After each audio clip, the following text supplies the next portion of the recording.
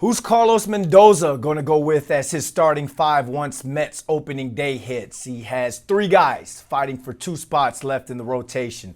So let's talk Mets spring training with Mike Mayer, editor-in-chief at Metsmerized. Mike, what's going on, my man? How you feeling? Thanks for hopping on with us. I'm doing good. Thanks for having me on. All right, let's get straight into this because we pretty much got Clay Holmes, David Peterson, and Kodai Senga. They're pretty much locks in that starting five. So that leaves the right-handers, Tyler McGill, Paul Blackburn, and Griffin Canning, trying to compete for the final two starting spots. So I'm going to put you on the spot. Which two would you go with, and which righty gets left out?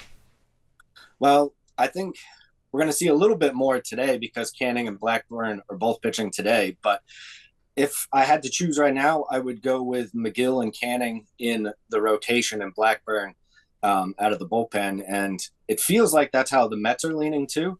I mean, just from a pure stuff standpoint, McGill and Canning have looked better so far this spring.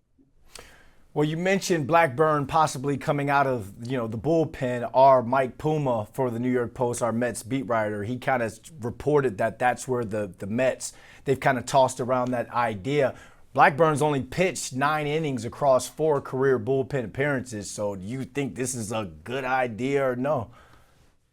I mean, we've seen McGill out of the bullpen. Canning hasn't pitched a ton out of the bullpen in his career either. I think Blackburn, the veteran of the group, I think he's probably the more likely guy that's going to have success there, just from that standpoint. And I think hopefully you hope his stuff plays up a little bit in the bullpen. And look, he could become like that Trevor Williams type role where he eats up a bunch of innings, and then you could also start him if you need to. So I think that's probably the best way to go, and it'll kind of be wait and see with that.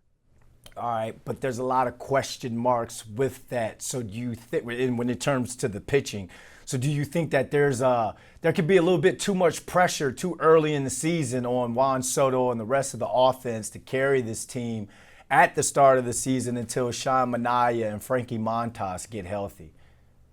I don't think so. This was a really good offense last year, the Mets were, and that was without Juan Soto at the start of the year. That was also without Mark Vientos at the start of the year.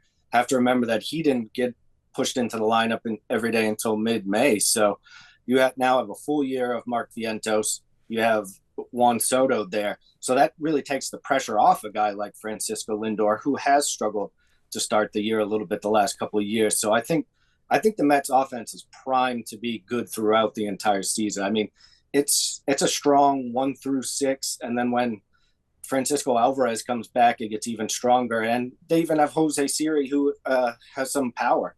So I think this is a good offense that is going to be able to pick up the slack. Still the best lineup in baseball? It's certainly one of them. I'm not sure if it's the best lineup in baseball, but it's certainly one of them. All right, Mike, thanks for hopping on with us. Absolutely. Thanks for having me.